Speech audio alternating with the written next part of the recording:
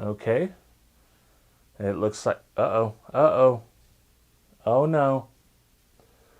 Oh no. We are in Protect here. It's your boy Hi-Fi Vega back again, and today we're checking out the brand new Hi-Q 4-channel amp. Hi-Q was known for using Amazon branding in all their listings. They don't do that anymore. So let's see how good or bad this amp is. We will dyno it, we'll listen to it, and we'll just give it the full suite of tests and see what I come away with, what I think about it overall. Let's see what information can be gleaned from the box. One thing right off the bat that you can tell is that it says Car Audio AB class amplifier. So it is a class AB amplifier. That's good or bad depending on who you are and your preferences. It's going to be more inefficient. And, you know, a lot of people think that AB sounds better than Class D. I'll leave that for you guys to argue in the comments. But let's turn this around and see what we have here. So you can see right here, Class AB, 80 watts by 4 at 4 ohm, 13.8 volts. 120 watts by 4 at 13.8 volts. And then at 1 ohm, it's not rated. Bridged at 4 ohm mono, you get 240 times 2. And then we have our other features here, talking about the different crossovers, selection, the high pass, low pass, the variable bass boost. You get 0 to 12 dB at 45 hertz. Now, the interesting part of this amplifier is right here. Frequency response, 20 hertz to 40 kilohertz. That means that this one is high res capable. So if you guys love the high res stuff, you know, Hi-Q might be the brand for you. So let's get the box open and see what's inside.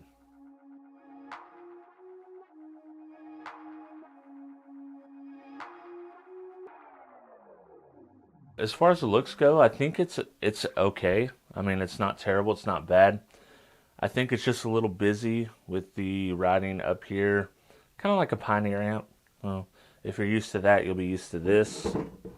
So we have here high pass, 50 to 1 kilohertz. Here's your crossover selector. Low pass is 50 hertz to 250 hertz. Here's your gain. Here's your inputs right here.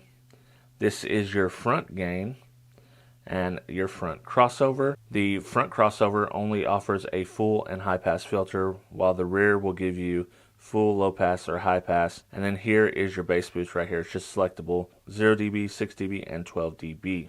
On the other side here, you can see two 35 amp fuses. I've never seen a 35 amp fuse, so that's new to me. We have 70 amps worth of fusing, which is probably a good sign. We have ground remote terminals.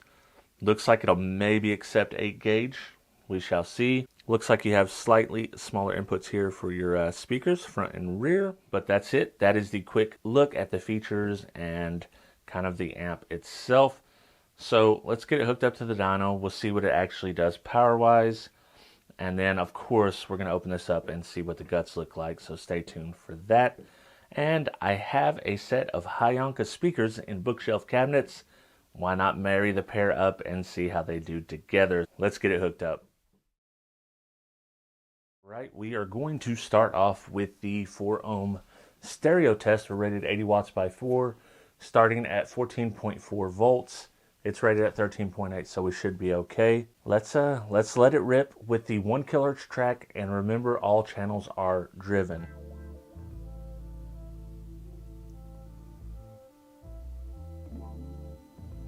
$60 watts, 13.6 volts, pulling 53 amps.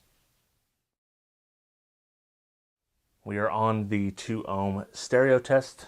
Like I said before, we're looking for 120 watts at 13.8 volts. Let's see what we actually get. Let's see what the amperage draw is.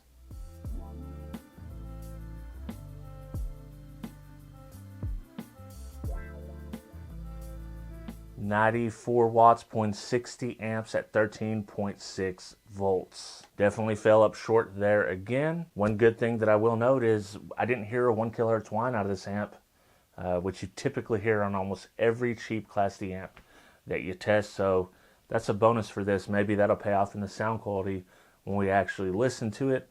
But that being said, it missed its ratings by almost 30 watts, 28 watts to be exact. So let's go to the 4 ohm bridge test where it's rated 240 watts and see, obviously at this point we're going to fall short. How much do we fall short by?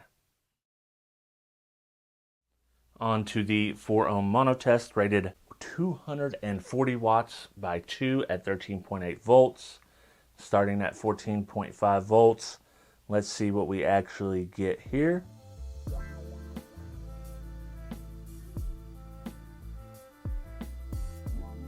You get 160 watts, pulling 86 amps at 13.2 volts. All right, we're gonna run the 4 ohm mono test again. This time with the battery bank hooked up, we're at 14.3 volts.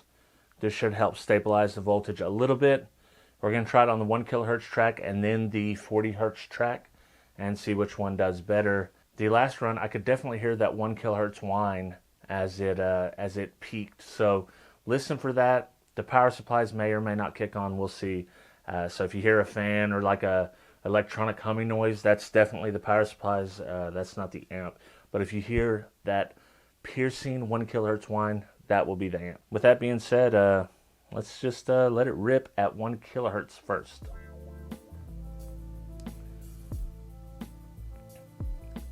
$169 watts, 85 amps, 13.2 volts. Listen to that. Pause it. Everything's all good. Let's go back with the 40 hertz track and reset everything and see what it will do at 40 hertz. Maybe it'll do more. I don't expect it to do more. It typically does less at 40 hertz. So, all right, we are all charged up and ready to try the 40 hertz track at 4 ohms. We are rated 240 watts. We've fallen short at every rating so far. Hopefully we can make it up with the 40 hertz track.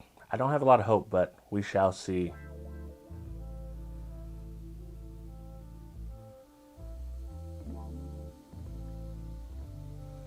$106 watts, pulling 78 amps at 13.3 volts. I feel like we need to try that one again and see if we can do a little bit better. Something seemed weird here. All right, here is our final attempt at the 4 ohm 40 hertz test to hope to get a little bit better power.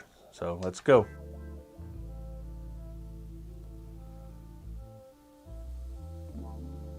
$97 watts at 81, going down to 13.2 volts. So this definitely does not like the 40 hertz track. I want to, just for my peace of mind, run it again at the 1 kilohertz track to see where we're at. The 40 hertz was kind of weird, to be honest with you. So let's run it again at the 1 kilohertz track and see if we can at least get the 160 that we got before.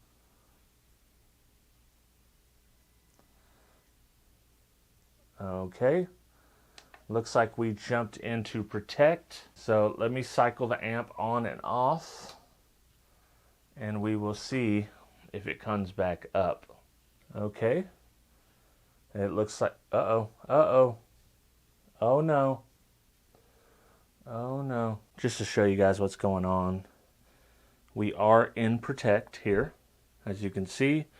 We'll cycle it again. I don't know if it's something to do with the battery bank or the amp itself, but we're power off here. Power it back on. Green, green, green, green. Oh, we're in protect. Okay, we might have a messed up amp here. We shall see. I'm going to let it rest for a while, turned off, and then we'll see if we can bring it back to life. I don't know if the 40 hertz test killed it or not, but it's not looking good, friends. All right, the amp is fine. I let it rest for about 2 minutes. Came back on, power's on, no problem whatsoever.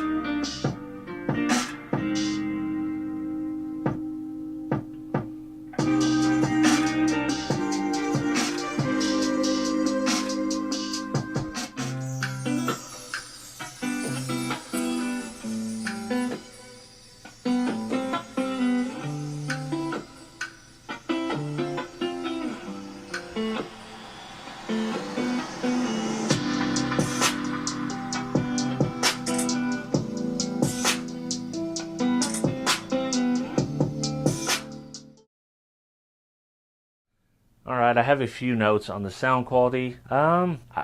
It's not great. I mean, I've heard much better sounding amps, even at this price point of $85, I believe. It sounds okay if you EQ it. So I added some EQ after listening to it flat, and I'll show you a quick sample of what it sounded like flat versus EQ'd. And even EQ'd, I still don't think it's the greatest in the world. I know a lot of Class D amps that sound much better than this.